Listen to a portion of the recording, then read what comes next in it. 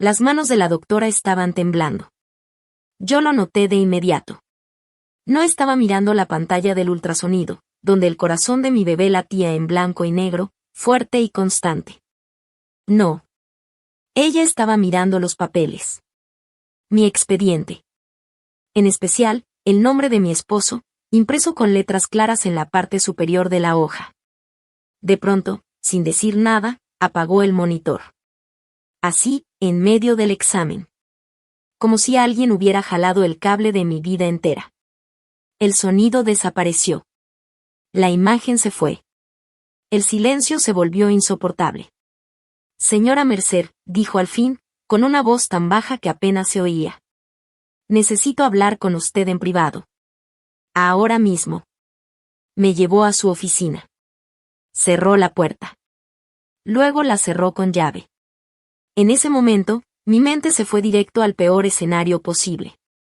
Pensé que algo estaba mal con mi bebé. Sentí como el corazón me golpeaba el pecho. Me zumbaban los oídos. Me faltaba el aire. No podía pensar con claridad. Entonces ella dijo las palabras que hicieron que mi mundo se derrumbara. Y necesita dejar a su esposo hoy mismo. Antes de regresar a su casa. Y lo primero que debe hacer es buscar un abogado de divorcio. Me reí. De verdad me reí en voz alta, nerviosa, confundida. ¿Qué? ¿Por qué?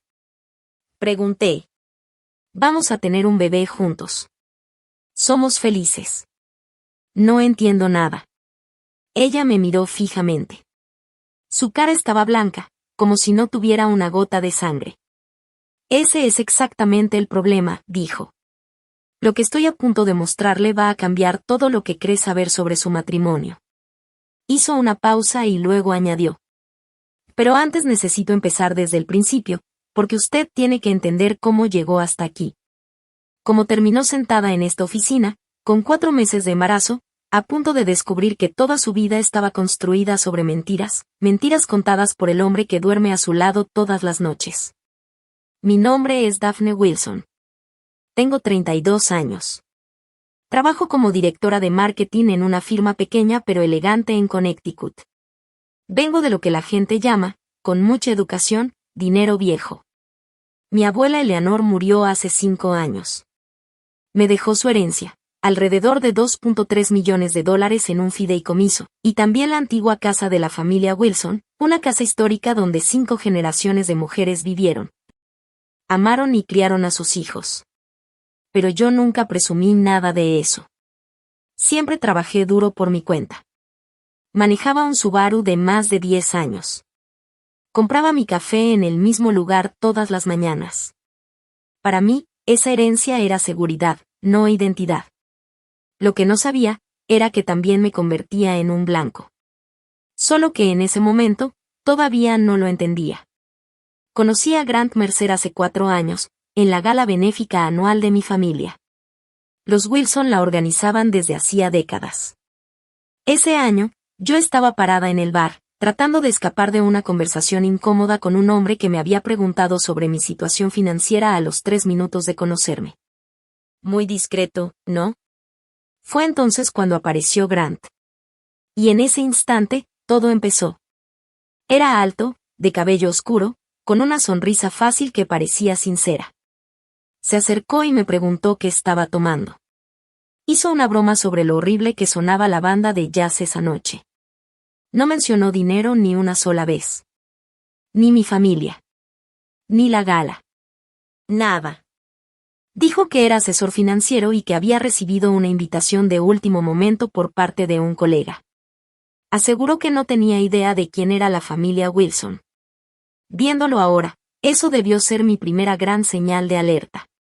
¿Un asesor financiero que no investiga a la familia anfitriona de un evento benéfico tan importante? Eso es como si un chef llegara a un concurso de cocina diciendo, ¿hoy se cocina comida? No sabía. Pero en ese momento yo estaba cansada. Cansada de los cazafortunas obvios. De los hombres que, antes de preguntarme mi color favorito, ya querían saber cuánto dinero tenía. Y ahí estaba Grant, preguntándome por mis libros favoritos, no por mi cuenta bancaria. Eso me bajó la guardia. Salimos durante un año. Grant era atento, detallista, siempre recordaba las cosas pequeñas. Insistía en pagar todas las cenas, aunque yo fácilmente podía haber comprado todo el restaurante. Parecía genuino. Demasiado perfecto. Mi mamá, Vivian, lo vio claro desde el primer momento. Después de conocerlo por primera vez, me jaló aparte. La sonrisa de ese hombre no le llega a los ojos, me dijo. Hay algo que no está bien con él, Daphne. Lo siento. Yo le dije que estaba exagerando. Que era paranoica, sobreprotectora, hasta celosa. Discutíamos por Grant todo el tiempo. Las peleas se hicieron tan constantes que, con el tiempo, dejamos de hablarnos. Pasaron casi 2 años así. 2 años de silencio entre mi mamá y yo. Solo mensajes de cumpleaños. Nada más. Todo porque decidí creerle a mi esposo antes que a la mujer que me había criado. Spoiler alert, mi mamá tenía razón. Y la verdad, ha esperado pacientemente el momento de decirte lo dije. A estas alturas, se lo tiene bien ganado. Grant y yo nos casamos después de un año de noviazgo. La boda fue hermosa, en la propiedad de mi abuela. Durante sus votos, Grant lloró. Lloró de verdad. Las lágrimas le corrían por la cara mientras prometía amarme y protegerme para siempre. Ahora lo sé. Probablemente esas fueron las lágrimas más honestas que derramó en toda su vida. No eran de felicidad. Eran de alivio. Su plan a largo plazo por fin estaba funcionando. Después de 2 años intentando tener un bebé de manera natural, decidimos ver a un especialista en fertilidad. El diagnóstico nos cayó como un golpe. Grant tenía infertilidad masculina severa. Su conteo de esperma era casi inexistente, y el poco que tenía apenas se movía. Tener un bebé de forma natural era, básicamente, imposible. Grant parecía destrozado. Lloró en el coche durante 20 minutos. Se disculpó una y otra vez, como si fuera su culpa personal.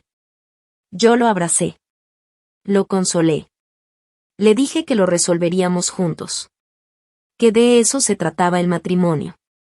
Lo que yo no sabía, era que Grant no estaba llorando de tristeza. Estaba llorando porque su plan acababa de complicarse muchísimo. Toda esa emoción no era dolor. Era cálculo. Estaba reorganizando su estrategia, no viviendo un duelo. Al final decidimos hacer fertilización in vitro con un procedimiento especial llamado ICSI, donde los doctores inyectan un solo espermatozoide directamente en el óvulo.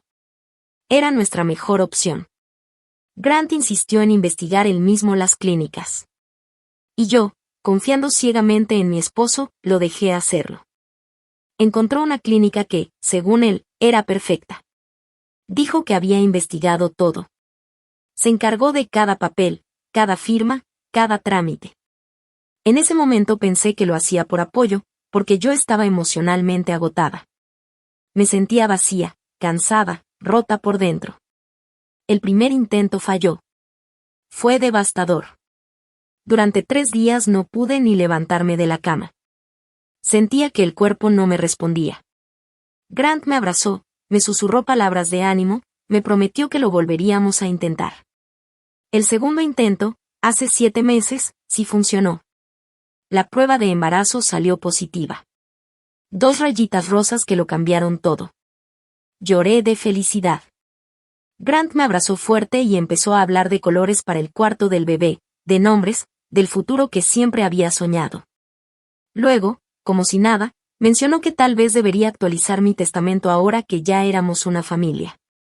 Lo dijo con tanta naturalidad que me pareció tierno, práctico, algo que diría un buen esposo. Nunca imaginé que, en su mente, ya estaba contando el dinero de mi abuela como si fuera suyo. Todo parecía perfecto. El esposo amoroso. El bebé en camino. La vida que había soñado desde niña, cuando jugaba con muñecas en el jardín de mi abuela. No tenía idea de que, en solo 3 meses, una persona desconocida, con las manos temblando, me mostraría documentos que reducirían mi vida perfecta a cenizas. Y tampoco sabía que el fuego había sido provocado por el hombre que dormía a mi lado todas las noches.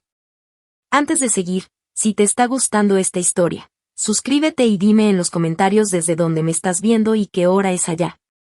Leo todos los comentarios y de verdad significan muchísimo para mí. Ahora sí, seguimos con la historia.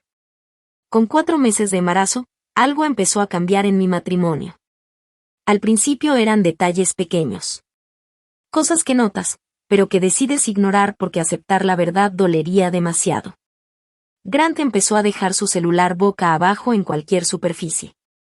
Cambió la contraseña y ya no la conocía. Salía a contestar llamadas afuera y, cuando regresaba, decía que era cosa del trabajo y cambiaba el tema antes de que yo pudiera hacer más preguntas. Decía que estaba reestructurando portafolios de clientes en llamadas nocturnas, a las 11 de la noche de un sábado. Yo no soy experta en finanzas, pero hasta donde sé, la bolsa no trabaja los fines de semana. A menos que Grant tuviera clientes secretos en Tokio. Y definitivamente no los tenía. Algo más estaba pasando.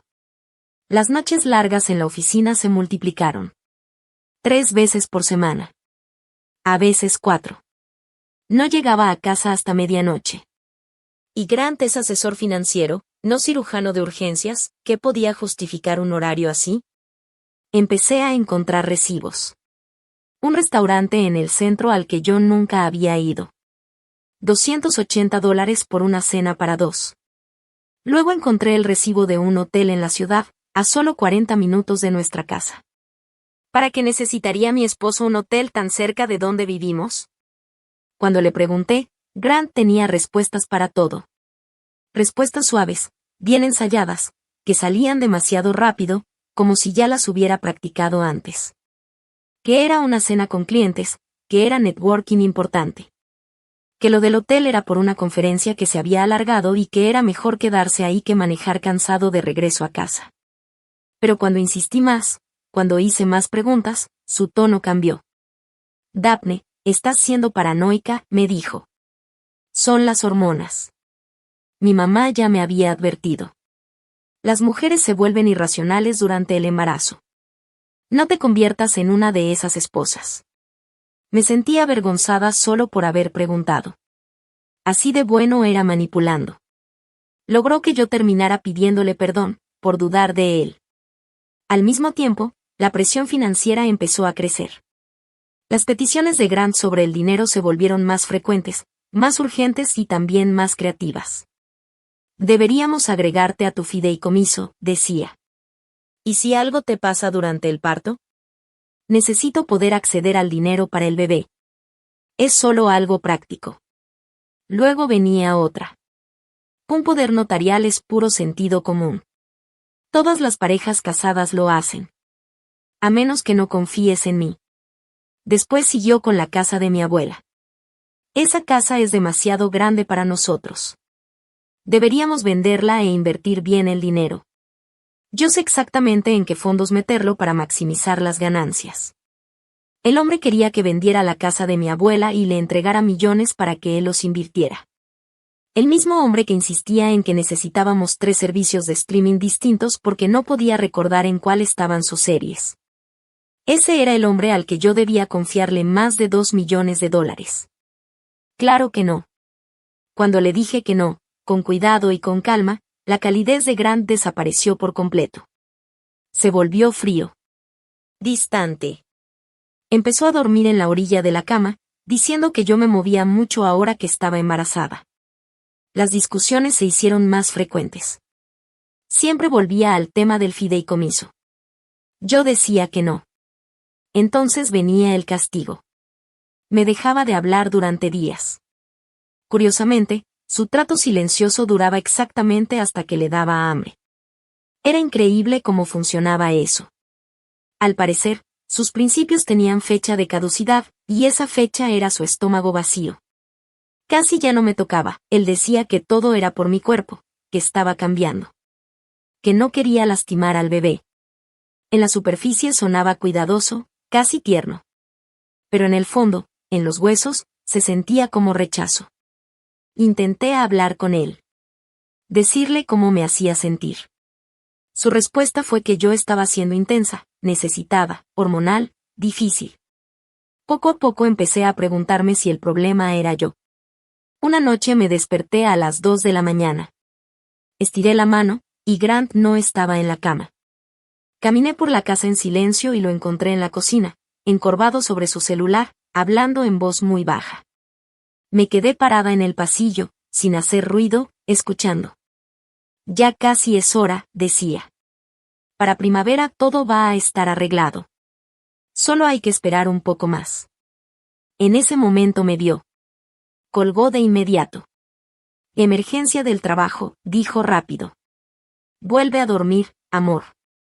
No pregunté qué tipo de trabajo tiene emergencias a las 2 de la mañana hablando de que todo estará arreglado para primavera. Estaba demasiado cansada, demasiado embarazada y demasiado desesperada por creer que mi matrimonio todavía estaba bien. La semana siguiente, mi mejor amiga Tara vino a comer. Se sentó frente a mí en la mesa de la cocina y me escuchó poner excusa tras excusa por Grant, que el estrés, que la presión del trabajo, que se estaba adaptando a la idea de ser papá. De pronto dejó el tenedor sobre el plato y me miró con esos ojos que me conocen desde la universidad. Y Daph, escúchate, me dijo. ¿Cuándo fue la última vez que hablaste con tu mamá? No respondí. ¿Y cuándo fue la última vez que Grant estuvo realmente feliz de verte? No actuando. No fingiendo frente a otros. De verdad feliz de verte entrar por la puerta. Tampoco pude responder eso. Confía en tu instinto, dijo Tara. Algo no está bien aquí. Le dije que estaba exagerando, que veía problemas donde no los había. Pero esa noche no pude dormir. No dejaba de pensar en el celular de Grant, siempre boca abajo. En sus noches largas. En su obsesión repentina por tener acceso a mi dinero. Y en la forma en que a veces me miraba cuando creía que yo no me daba cuenta. No como a una persona que amas, sino como a un problema matemático que necesitas resolver. 4 meses de embarazo.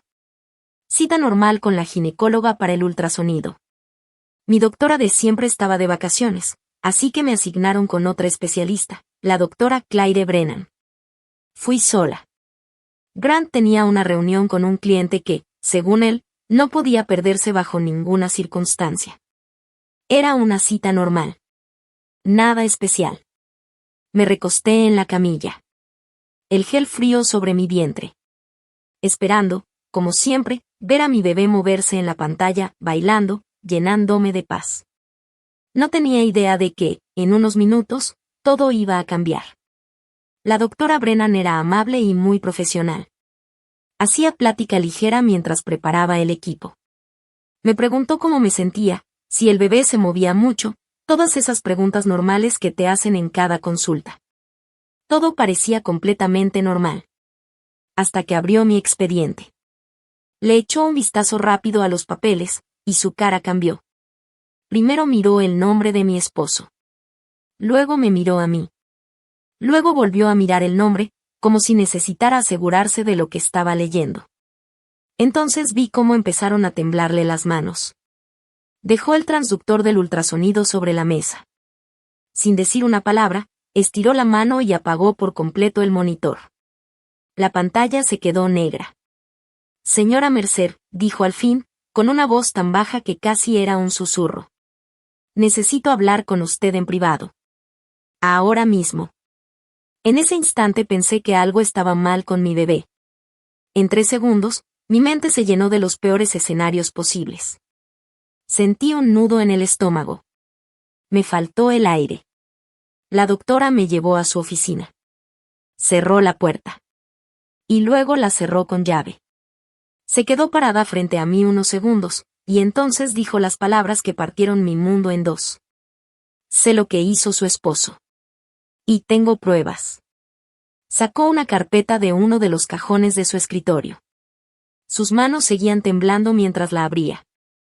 Mi hermana menor trabaja en su clínica de fertilidad, me dijo. Hace 3 semanas vino a verme llorando. Me contó absolutamente todo. Sentí que el piso se movía debajo de mis pies. Cuando hace un momento vi el nombre de su esposo en su expediente, lo reconocí de inmediato, continuó. La doctora Brennan respiró hondo. Señora Mercer, lo siento mucho. Pero necesita ver esto antes de regresar a su casa. Antes de que él sepa que usted ya sabe. Colocó la carpeta abierta sobre el escritorio, entre las dos. Y en ese instante, todo lo que creía saber sobre mi matrimonio, mi embarazo y el hombre que amaba, se convirtió en cenizas frente a mis ojos. La hermana menor de la doctora Claire Brennan se llamaba Mali. Ella trabajaba como enfermera en la clínica de fertilidad.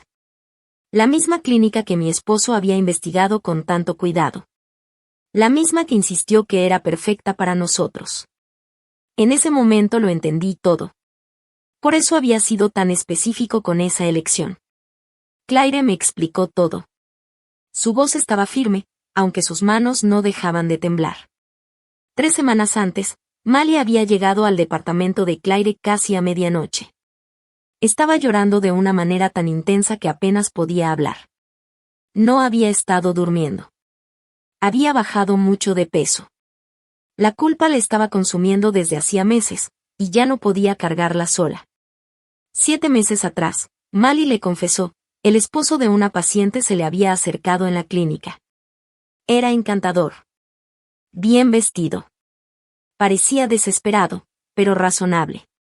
Le dijo que tenía una situación especial que requería total discreción. Le explicó que su esposa no lo sabía, pero que iban a usar esperma de donante para el tratamiento de fertilización. Según él, había un problema genético en su familia que no quería cargarle a su esposa. Nada peligroso, nada oscuro. Solo necesitaba ayuda para mantenerlo en secreto. Y estaba dispuesto a pagar muy bien por esa ayuda. $30,000. $30,000 para una enfermera que ganaba $52,000 al año, ahogada en deudas estudiantiles y tarjetas de crédito. Para Mali, fue casi imposible decir que no. Y ahí fue cuando mi vida dejó de ser mía. Mali ayudó a cambiar las muestras. El esperma de Grant, que de todos modos no podía producir un embarazo, fue reemplazado por esperma de un donante pagado. Pero ella no fue la única involucrada. El embriólogo también estaba metido en todo. Grant se le había acercado por separado y le ofreció otro pago. Entre los dos, hicieron el cambio sin que nadie lo detectara. Todo quedó perfecto en el sistema. El embriólogo incluso le dijo a Mali que no se preocupara. Y el esposo sabe lo que está haciendo, le dijo. No es asunto nuestro lo que arreglan las parejas casadas. Pero sí era asunto de Mali. Y le pesó. Mucho más cuando vio en los registros de la clínica que el embarazo había sido exitoso. En algún lugar había una mujer embarazada, convencida de que estaba esperando el hijo de su esposo. Y no lo era. La culpa empezó a destruirla por dentro. Ya no podía mirarse al espejo. Empezó a faltar al trabajo con excusas. Le daban ataques de pánico en la clínica. Cada día era peor. Hasta que hace 3 semanas, se quebró. Fue entonces cuando Mali le contó todo a Claire. Yo estaba sentada en esa oficina, escuchando a la doctora Brennan explicarme cómo mi propio esposo había gastado $50,000. $50,000. Solo para incriminarme. Para hacerme pasar por infiel. $50,000. Más de lo que gastó en toda nuestra boda, luna de miel incluida. Ahí entendí, por fin, cuáles habían sido siempre sus verdaderas prioridades. Y no, definitivamente no era la barra libre. Pero eso no era todo. Ni de cerca. Claire me explicó el plan completo. El esquema que Grant había estado construyendo pieza por pieza durante más de un año. La fase 1 ya estaba terminada. Sobornar al personal de la clínica. Cambiar las muestras de esperma. Asegurarse de que todos guardaran silencio. La fase 2 también estaba completa. Esperar a que el embarazo fuera exitoso. Actuar como el esposo amoroso. El futuro padre emocionado. Construir la imagen perfecta frente a todos. La fase 3 estaba planeada para después del nacimiento del bebé. Grant pensaba pedirle al embriólogo que alterara los registros de la clínica. Los papeles se modificarían para que pareciera que nuestro segundo intento de fertilización había fallado. Así, oficialmente, parecería que el embarazo ocurrió de manera natural después. Y entonces venía la fase 4. La trampa. Después del parto, Grant planeaba sugerir una prueba de ADN. Lo presentaría como algo tierno, sentimental. Una prueba de paternidad para colgar en el cuarto del bebé. Una celebración de nuestra familia. Y finalmente, la fase 5. El golpe mortal. Cuando la prueba de ADN demostrara que él no era el padre biológico, y cuando los registros médicos mostraran que el embarazo había sido natural, Grant tendría todo lo que necesitaba. Su esposa le había sido infiel. El bebé no era suyo. Él era la víctima. Nuestro acuerdo prenupcial tenía una cláusula de infidelidad. Algo muy común en familias con mucho dinero. Supuestamente protege los bienes. Si uno de los cónyuges engaña al otro, debe pagar $500,000 como penalización. Además, pierde cualquier derecho sobre las propiedades del otro. Y, por si fuera poco, el cónyuge afectado puede demandar por daños emocionales adicionales. Grant no solo quería destruirme emocionalmente. Quería dejarme sin nada. El plan final de Grant estaba más claro que el agua. Su objetivo era caminar con $500,000 mínimo. Destruiría mi reputación. Probablemente conseguiría aún más dinero en una demanda. Y yo habría estado tan devastada, tan confundida, tan desesperada por proteger a mi hijo que no habría podido defenderme de manera efectiva. Contaba con que mi vergüenza me hiciera sumisa. Y casi lo logra. La doctora Brennan sacó más documentos de la carpeta. Mali había guardado absolutamente todo. Registros originales de las muestras mostrando el cambio, el número de identificación del donante, comprobantes de pago que se podían rastrear hasta cuentas que Grant controlaba. Incluso había correos electrónicos entre Grant y el embriólogo. Creían que eran inteligentes. Usaban cuentas de correo personales y lenguaje ambiguo, pensando que nadie lo notaría. Pero había suficiente evidencia. Más que suficiente. Mali también había localizado al donante. Se llamaba Derek Sykes. Un estudiante de posgrado de 28 años, que había recibido $15,000 en efectivo. Normalmente, una donación de esperma paga entre $100 y $200.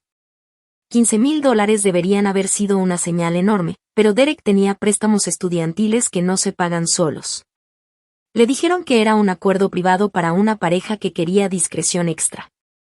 No tenía idea de que estaba participando en un fraude.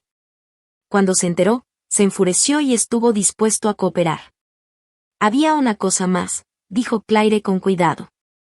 Algo que su propia investigación había descubierto. Grant Mercer tenía $180,000 en deudas de juego. Llevaba años apostando, póker en línea, apuestas deportivas, viajes a casinos que me decía eran conferencias de trabajo, todo mientras fingía ser un asesor financiero responsable, con su vida perfectamente ordenada.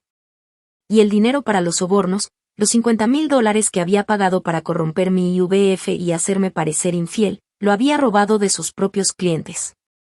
Pequeñas cantidades a lo largo del tiempo, cuidadosamente escondidas en la contabilidad. Su firma aún no lo sabía. Grant no solo estaba tratando de robar mi herencia. Era un hombre que se estaba hundiendo, agarrándose de cualquier cosa que estuviera a su alcance. Sus deudas de juego lo aplastaban. Y las personas a las que les debía dinero no eran banqueros pacientes. Eran de esas personas que no presentan demandas si no pagas, simplemente toman lo que quieren. Yo se suponía que era su salvavidas. El dinero de mi abuela debía salvarlo, y él estaba dispuesto a destruirme por completo para conseguirlo. Me senté en esa oficina durante mucho tiempo. Los papeles extendidos frente a mí, la verdad quemando un agujero en mi pecho. Primero llegó el choque, frío, paralizante. Después, la incredulidad. Leí los documentos una y otra vez, buscando algún error, algún malentendido que hiciera que todo volviera a estar bien. Pero no había ninguno. Luego, lentamente, las piezas comenzaron a encajar. Las noches largas en la oficina, las llamadas secretas, su obsesión por tener acceso a mi dinero. Su atención meticulosa y calculada cuando salíamos. Todo tenía sentido. Todo había sido planeado desde el principio. Él me había investigado incluso antes de que nos conociéramos. La gala benéfica donde casualmente chocamos no fue ningún accidente. Grant sabía perfectamente quién era yo y cuánto valía mucho antes de decirme hola por primera vez. Las lágrimas en nuestra boda, esas lágrimas que yo creí que eran de felicidad. No lo eran. Eran lágrimas de alivio. Su estafa de largo plazo por fin estaba dando frutos. Y mi mamá, Vivien, la mujer a la que alejé durante 2 años. A la que llamé paranoica, celosa y sobreprotectora. Ella lo vio en 5 minutos. Su sonrisa no le llega a los ojos, me dijo. Intentó advertirme. Y yo la ignoré. Yo lo elegí a él antes que a ella. Pensé en llorar. Pensé en gritar. Pensé en manejar directo a casa, enfrentarlo, aventarle los papeles en la cara y verlo desesperarse buscando una explicación. Pero entonces pasó algo más. Algo frío se asentó en mi estómago. Algo afilado. Claro. Tranquilo. Él pensaba que yo era tonta. Había construido todo este plan asumiendo que yo me derrumbaría. Que cuando su trampa se cerrara, estaría tan devastada por la prueba de mi infidelidad que le daría lo que pidiera con tal de que todo se detuviera. Pensaba que yo era débil. Pensaba que era ingenua. Pensaba que era una presa fácil. No tenía idea con quién se había casado. Miré a la doctora Brennan. Y él no sabe que yo ya sé, ¿verdad? No, respondió. Mi hermana no le ha dicho a nadie. Y yo solo la relacioné con tu caso cuando vi tu expediente hoy. Perfecto. Recogí los documentos con cuidado. Necesito copias de todo. Y necesito que me pongas en contacto directo con Mali. La doctora me miró con atención. ¿Qué vas a hacer? Me levanté. Instintivamente, puse la mano sobre mi vientre. Sobre mi bebé. Completamente inocente en todo esto. Un hijo que no eligió su biología. Un hijo al que ya amaba, sin importar pruebas de ADN, números de donante ni toda la sociedad alrededor de su existencia. Mi esposo cree que está jugando ajedrez, dije. Cree que va 3 movimientos adelante. Cree que ya ganó. Enderecé los hombros. Está a punto de descubrir que yo ya volteé el tablero. Manejé de regreso a casa con el rostro completamente neutral. Las manos firmes sobre el volante. Respirando de manera controlada, por si acaso. Grant había instalado cámaras de seguridad alrededor de la casa 2 años atrás. En ese momento, dijo que era por protección. Ahora, ya no estaba tan segura, ahora me preguntaba si esas cámaras no eran por seguridad, sino por vigilancia. Si él revisaba las grabaciones. Si observaba mis gestos, mis movimientos, buscando cualquier señal de que yo sospechara algo. Así que no le di nada. Cuando llegué a casa, Grant ya estaba ahí. Parado en la cocina, con esa sonrisa que no le llegaba a los ojos. Las palabras de mi mamá resonaban en mi cabeza. 2 años demasiado tarde. ¿Cómo te fue en la cita? Preguntó. ¿El bebé está bien? Le sonreí. Caminé hacia él y lo abracé. Saqué la foto del ultrasonido que la doctora Brennan había impreso antes de que todo cambiara. Perfecto, dije. Todo está absolutamente perfecto. Merecía un Oscar por esa actuación. Le sonreí durante la cena mientras, en mi cabeza, calculaba cuánto costaría su fianza.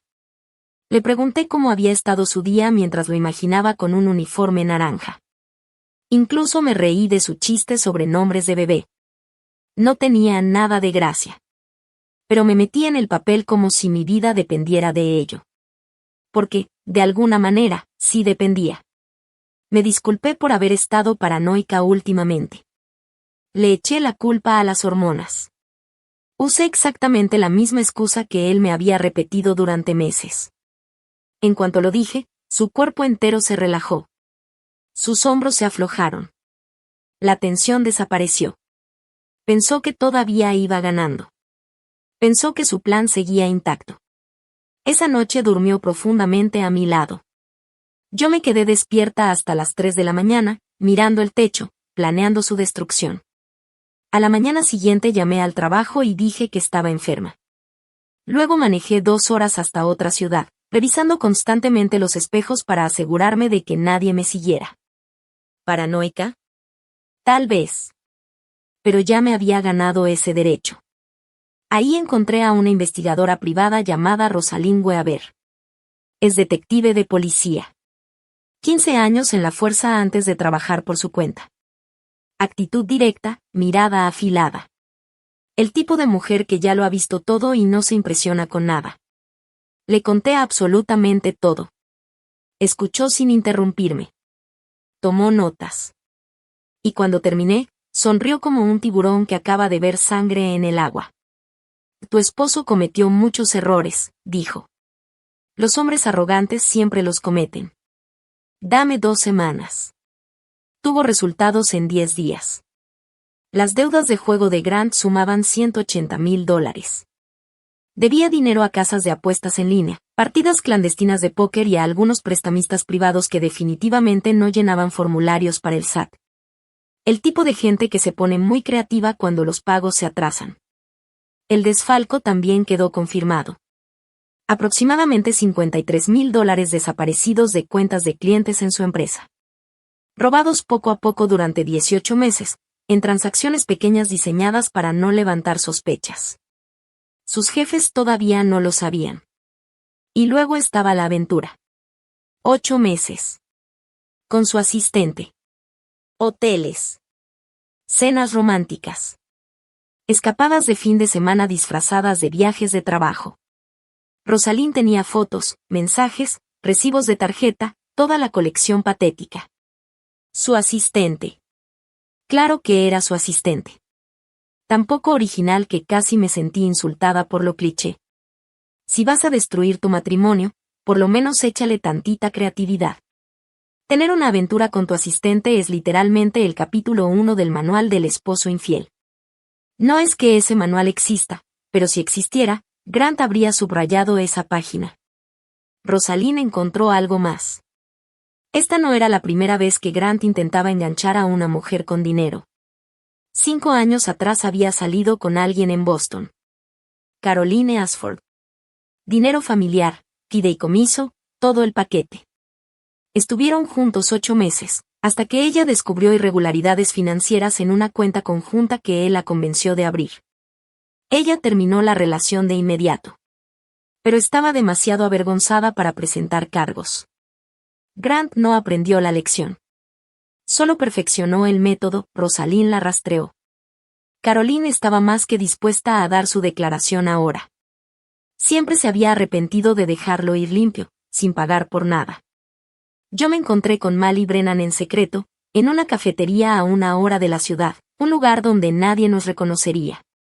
Mali se veía terrible. Flaca, pálida, con ojeras profundas bajo los ojos. La culpa la había consumido durante meses, había estado devorándola por dentro. Empezó a llorar apenas me vio sentarme frente a ella. Lo siento tanto, decía una y otra vez. Sabía que estaba mal, solo que necesitaba el dinero y él fue tan convincente, y pensé que quizá realmente solo estaba tratando de protegerte de algún problema genético. La detuve. Necesito saber una cosa, le dije. ¿Estás dispuesta a declarar oficialmente, en acta? Asintió sin dudar. Les contaré todo. Debí haber ido a la policía el día después de que pasó. Tenía tanto miedo de perder mi licencia, mi trabajo, todo. Pero sí, lo que necesites, lo diré bajo juramento. La miré por un largo momento. Esta mujer había ayudado a mi esposo a intentar destruirme. Había aceptado $30,000 para participar en un fraude. Por cualquier medida, era cómplice. Pero Grant la había manipulado igual que me manipuló a mí. Había encontrado su debilidad y la explotó. Él era el arquitecto del plan. Ella solo había sido una herramienta. No tengas miedo más, le dije. Tú no eres la villana de esta historia. Él lo es. El embriólogo, una vez que supo que Mali cooperaba y que había guardado registros, tuvo una conciencia repentina y muy conveniente. Dio su propia declaración a Rosalind. Tenía miedo de perder su licencia médica y de ir a la cárcel. Iba a decir lo que necesitáramos para que Grant pagara por todo. La llamada más difícil fue a mi madre. 2 años de casi silencio. 2 años eligiendo a Grant sobre ella. La había defendido cuando cuestionaba sus motivos. Dejé de invitarla a las fiestas familiares. La había llamado celosa, paranoica, incapaz de aceptar que yo era feliz y que ella había tenido razón en todo. El teléfono sonó 2 veces antes de que contestara. Daphne, su voz sonaba cautelosa, esperanzada, como si hubiera esperado esta llamada durante 2 años, pero sin querer arruinarla. Mamá, mi voz se quebró en esa palabra. Tenías razón sobre todo, sobre él. Y lo siento tanto, tanto. Hubo una pausa. Me preparé para él, te lo dije que se había ganado. Para la ira, el resentimiento, el dolor que le causé al elegir a un estafador sobre la mujer que me crió. En lugar de eso, dijo. ¿Qué necesitas, corazón? No se regodeó. No me recordó cada advertencia que había ignorado. No señaló que lo había intentado decirme durante años. Solo me preguntó cómo podía ayudar. Eso me rompió más que cualquier otra cosa. Mi madre es abogada retirada, especializada en derecho de sucesiones durante 30 años antes de retirarse. En menos de 48 horas me había conectado con la mejor abogada de divorcios en Connecticut y con un fiscal especializado en casos de fraude. Ese día, mi mamá me enseñó algo: las personas que realmente te aman no necesitan tener la razón. Solo necesitan que estés bien. Había pasado 2 años eligiendo a un estafador sobre la mujer que me crió. Y su primer instinto cuando la llamé llorando todavía fue protegerme. Eso es lo que realmente significa amar. Grant nunca lo entendió porque nunca lo había sentido. Mi abogada se llamaba Sandra Kowalski. Medía 1.57 metros, tenía el cabello plateado y siempre llevaba sus gafas de lectura en la punta de la nariz. Parecía la dulce abuelita de alguien. Pero era un tiburón con un cardigan. Sandra revisó todo con detenimiento: los documentos de la clínica, la declaración de Mali, los hallazgos, la evidencia del romance, los registros de malversación de fondos. Cuando terminó, me miró por encima de sus gafas y sonrió. Tu esposo enfrenta cargos de fraude, conspiración y malversación de fondos. ¿Y el acuerdo prenupcial? Pregunté. La cláusula por infidelidad juega a tu favor ahora, dijo. Él es quien ha estado engañando, y su pequeño plan de falsificar registros médicos después del nacimiento, eso es un delito grave que estaba planeando cometer. Tenemos pruebas de intención. Sandra coordinó todo con la fiscalía. Mali entregó su declaración jurada formal. El embriólogo cooperó a cambio de cargos reducidos. La empresa de Grant fue alertada discretamente sobre los fondos faltantes. Comenzaron su propia investigación y de inmediato congelaron su acceso a las cuentas de los clientes. Un juez revisó la evidencia, encontró causa probable y emitió una orden de arresto por fraude, conspiración y malversación.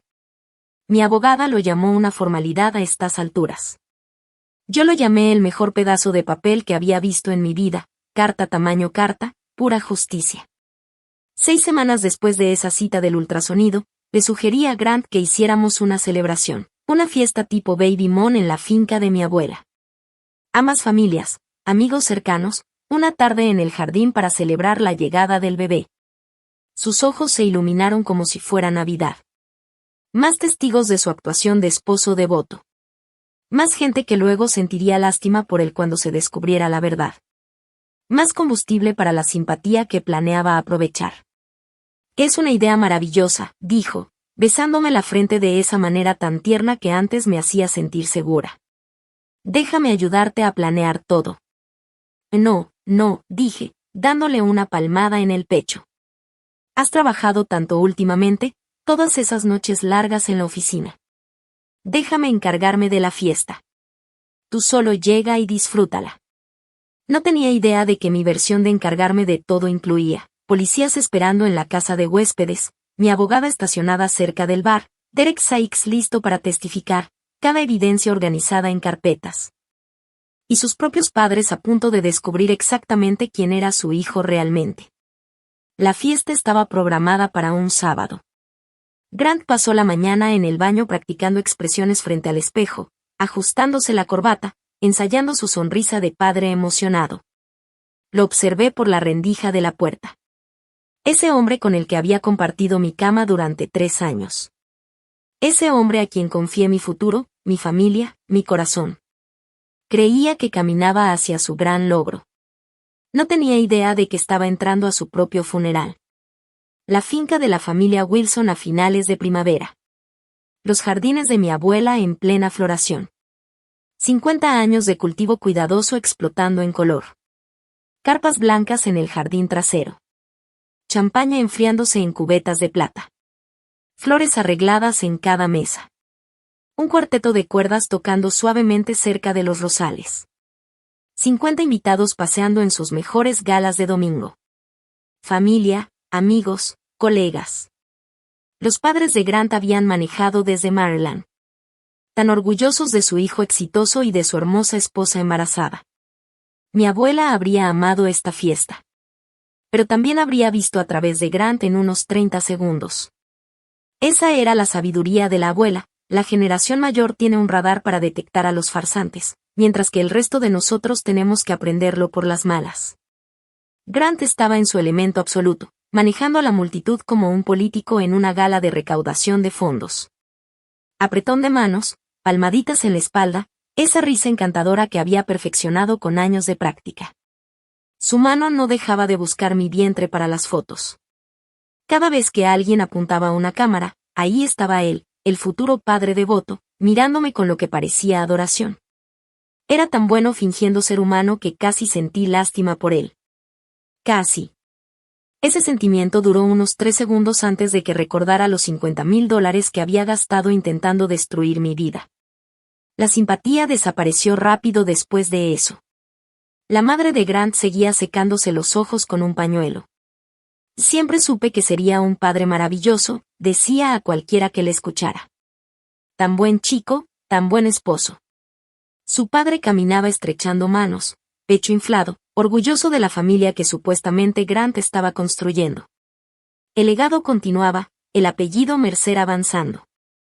Mi propia madre estaba cerca de la mesa de postres, observando a Grant con la paciencia de un gato, vigilando a un ratón que no sabe que está atrapado. Me encontró con la mirada a través del jardín y levantó ligeramente su copa de champaña. Casi es hora. Alrededor de las 3 de la tarde, Grant hizo exactamente lo que sabía que haría. Había estado dejando pistas durante semanas sobre querer celebrar la paternidad con una prueba de ADN. Planeaba enmarcar los resultados en la habitación del bebé, prueba de su vínculo, tan romántico, tan significativo, todo completamente preparado. En la fiesta, lo mencionó otra vez, en voz alta, asegurándose de que muchas personas escucharan. ¿Saben qué deberíamos hacer, cariño? Me dijo, acercándome, brazo alrededor de mi cintura, actuando para la multitud. He estado pensando, hagamos uno de esos kits de ADN. Podríamos enmarcar los resultados en la habitación del bebé. Prueba de que papá y bebé están conectados para siempre. ¿No sería especial? Varios invitados hicieron ruiditos de asombro. Su madre volvió a secarse los ojos. Yo fingí dudar. Oh, no sé, parece mucho trabajo. O vamos, será increíble. Incluso podríamos abrir los resultados aquí mismo, ahora. Hacerlo parte de la celebración. ¿Qué opinan todos? Murmullo de aprobación de la multitud. Alguien dijo, qué lindo. Otro mencionó que desearía que su esposo fuera así de atento. Yo miré alrededor, jugando a la esposa tímida. Si todos pensaban que era buena idea, Grant prácticamente brillaba. Este era su momento.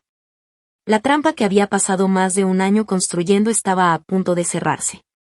Podía saborear mi dinero, mi humillación, mi destrucción. Solo que no se daba cuenta de quién estaba realmente atrapado. En lugar de sacar el kit de ADN, caminé hacia la pequeña tarima que habíamos montado cerca de la fuente, la que estaba destinada para los brindis y discursos. Tomé el micrófono. Grant me sonrió desde la multitud, copa de champaña en mano. Ya estaba practicando su cara de shock, devastado, practicando las lágrimas que iba a derramar cuando se supiera la verdad sobre su esposa infiel. Y gracias a todos por venir hoy, dije, mi voz resonando por todo el jardín. Esta fiesta se supone que es para celebrar, para estar en familia, para celebrar la verdad. Busqué los ojos de Grant entre la multitud. Mi esposo había dicho que quería revelar algo especial hoy, así que voy a ayudarlo a hacer exactamente eso. Su sonrisa parpadeó solo por un segundo, la primera grieta en su actuación cuidadosamente preparada. Me agaché debajo del podio y saqué una carpeta. Hace 3 meses, dije, levantando la voz para que todos escucharan, descubrí algo sobre mi esposo que cambió todo lo que creía saber sobre nuestro matrimonio. Hoy quiero compartirlo con todos ustedes, porque Grant tiene razón, esto debería ser sobre la verdad. La sonrisa de Grant ahora estaba congelada. Su copa de champaña se quedó a medio camino de sus labios. Grant y yo tuvimos problemas de fertilidad, continué. Su diagnóstico significaba que concebir de manera natural era prácticamente imposible para nosotros. Por eso recurrimos a la fertilización in vitro en la clínica que él eligió. Levanté el primer documento frente a todos. Estos son los registros de esa clínica, dije. Los registros originales, antes de que nadie tuviera la oportunidad de alterarlos. Dejé que la palabra original flotara en el aire. El rostro de Grant se puso pálido. Estos registros muestran que mi esposo sobornó a 2 empleados de la clínica para cambiar su muestra de esperma por esperma de un donante. Continué, dejando que cada palabra golpeara. Pagó $30,000 a una enfermera. Pagó al embriólogo. Y pagó $15,000 a un joven llamado Derek Sykes. Señalé hacia un lado de la multitud. Derek dio un paso al frente, un estudiante de posgrado de 28 años que creía estar ayudando a una pareja infértil, no participando en un fraude. Él proporcionó el esperma que se utilizó para concebir a mi hijo sin mi conocimiento, sin mi consentimiento, dije. Un murmullo y un gasping recorrieron la multitud. La madre de Grant agarró el brazo de su padre. Alguien dejó caer una copa de champaña y se rompió contra las piedras del patio. Y el plan de mi esposo era simple, continué. Esperar hasta que naciera nuestro hijo, exigir una prueba de ADN, y cuando los resultados demostraran que no era el padre biológico, cosa que él ya sabía que pasaría, me acusaría de tener un romance. Levanté más documentos. En nuestro acuerdo prenupcial tiene una cláusula por infidelidad, dije con voz firme. Si supuestamente yo hubiera engañado, le habría debido $500,000. Podría demandarme por daños adicionales. Podría destruir mi reputación. Podría quedarse con todo lo que mi abuela me dejó y marcharse. Grant encontró su voz, pero sonó ahogada, desesperada. Y Daphne, cariño, esto es una locura. Estás confundida. Es el embarazo, las hormonas, no estás pensando claramente. No he terminado, mi voz era hielo. La multitud quedó en silencio. Además de sobornar a la clínica de fertilidad, continué, mostrando más papeles, mi esposo malversó aproximadamente $50,000 de las cuentas de sus clientes en su firma para financiar este esquema. Miré a un hombre cerca de la barra, el jefe de Grant, que había sido invitado discretamente. Su expresión lo decía todo. Y mi esposo también tiene $180,000 en deudas de juego, agregué. Dinero que le debe a personas que no aceptan pagos atrasados amablemente. Y durante los últimos 8 meses, saqué las fotografías. Nada explícito, solo lo suficientemente romántico para no dejar duda. Ha estado teniendo un romance con su asistente, dije. La madre de Grant hizo un sonido como si le hubieran golpeado el estómago. Mostré las fotos, cenas en restaurantes, entradas a hoteles, todo tipo de evidencia que elimina cualquier posibilidad de negación. Que esto ni siquiera es su primer intento, agregué. Hace 5 años, en Boston, apuntó a otra mujer con dinero familiar. Esa relación terminó cuando ella descubrió irregularidades financieras. Ha proporcionado una declaración a los investigadores y está dispuesta a testificar. La copa de champaña de Grant resbaló de sus dedos. Cayó al patio de piedra y estalló, derramando el contenido sobre sus zapatos caros. Eso son mentiras, balbuceó, está inventando todo. Está mentalmente inestable. El embarazo le ha afectado la mente. Grant, la voz de su propia madre cortó el aire, tranquila pero tan afilada que dolía como un cuchillo. ¿Alguna de estas cosas es verdad? Grant se giró para enfrentarla, abrió la boca para negar todo, y no salió ni un sonido. Entonces, Mal Brennan dio un paso adelante desde donde había estado cerca de la casa de huéspedes. Pálida, pero decidida. Soy la enfermera a la que sobornó, dijo. Tengo documentación de todo. Ya di mi declaración a la policía. Derek Sykes habló a continuación. Me pagó $15,000 y me dijo que era un arreglo privado. No tenía idea de que estaba participando en un fraude hasta que la investigadora de la señora Wilson me contactó el mes pasado. Grant miraba a su alrededor, desesperado, viendo las caras de personas que, hace apenas 10 minutos, se reían con él. Sus colegas, su familia, los amigos de la sociedad a quienes había trabajado tan duro impresionar, todos lo miraban como si fuera algo podrido que acaban de encontrar pegado a su zapato. 2 oficiales de policía salieron de la casa de huéspedes, caminando con calma por el jardín. Grant Mercer, dijo la primera oficial, con voz profesional y neutral. Está arrestado por fraude, conspiración y malversación. Tiene derecho a guardar silencio. Todo lo que diga puede y será usado en su contra en un tribunal de justicia. Lo esposaron allí mismo, frente a todos. Su madre estaba llorando, mientras que su padre no podía mirarlo, la cabeza baja, como si deseara que la tierra se lo tragara. Mientras lo llevaban hacia la patrulla, Grant hizo un último intento, una última manipulación. Daphne, por favor, su voz se quebró. Podemos resolver esto. Cometí errores, pero te amo. Siempre te he amado. No hagas esto. Piensa en nuestro bebé. Piensa en nuestra familia. Lo miré. Lo miré de verdad, al hombre con el que compartí mi vida durante 3 años, al hombre que defendí ante mi propia madre, al hombre que se puso frente al altar prometiendo amarme y protegerme mientras calculaba cuánto podía robarme. Tienes toda la razón, Grant, dije con voz firme. Sí, lo resolvimos. Lo metieron en la parte trasera del coche policial. Observé cómo se alejaba por el largo camino de grava, pasando por los jardines que mi abuela había plantado hace medio siglo, atravesando las rejas de hierro de la propiedad que Grant había querido poseer con tanta desesperación. Los 50 invitados permanecieron en un silencio absoluto. Mi madre se acercó y puso su brazo sobre mis hombros. Estoy orgullosa de ti, dijo en voz baja. Tu abuela también lo estaría. Por primera vez en meses, respiré profundo. Grant no obtuvo fianza. Riesgo de fuga, dijo el juez. Entre sus deudas de juego y las personas a quienes les debía dinero, había demasiada probabilidad de que desapareciera. Los acreedores del juego se interesaron de inmediato cuando se hizo público su arresto.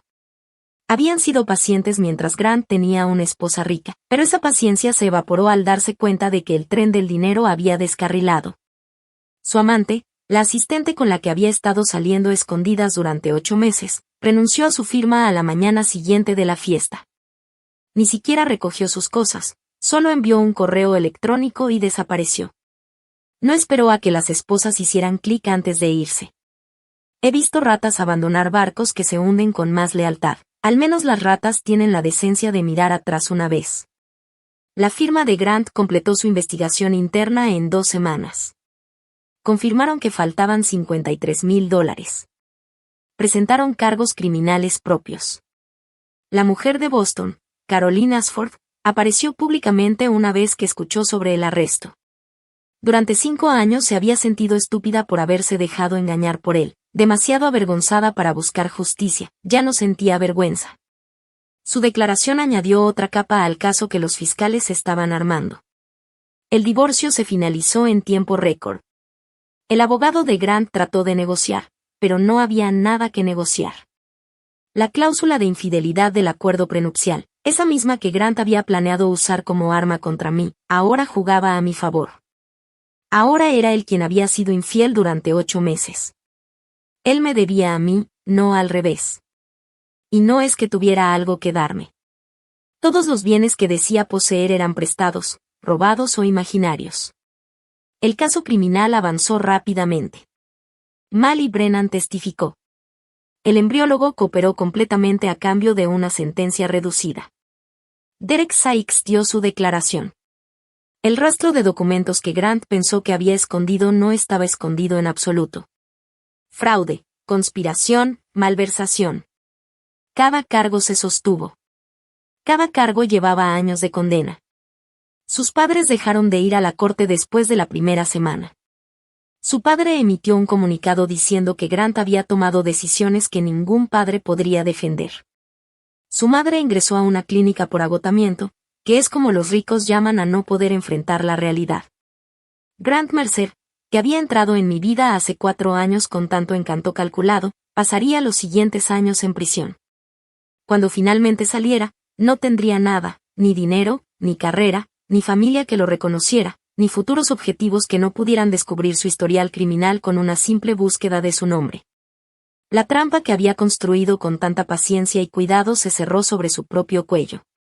Mi bebé nació 4 meses después de la fiesta. Saludable, perfecto, absolutamente inocente de todo lo que había pasado. Algunas personas preguntaban si pensaba involucrar a Derek Sykes de alguna manera. Lo pensé, pero Derek era un estudiante de posgrado de 28 años que había tomado una decisión tonta por dinero que necesitaba desesperadamente. No estaba listo para ser padre. No quería hacerlo, y yo no necesitaba que lo fuera. Mi hijo tendría a mí, tendría a mi madre finalmente de vuelta en mi vida, tendría a toda la familia Wilson, el legado que mi abuela había construido con décadas de amor y trabajo. Eso era más que suficiente. Eso era todo. Aprendí algo a través de todo esto: la familia no tiene que ver con ADN.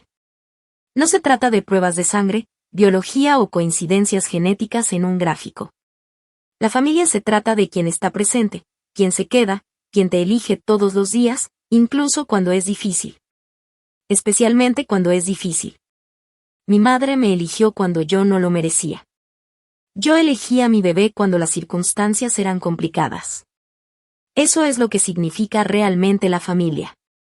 Mi madre y yo almorzábamos juntas cada semana ahora, compensando los 2 años perdidos, una conversación a la vez. Nunca dijo "te lo dije". Ni una sola vez. Finalmente, le pregunté por qué.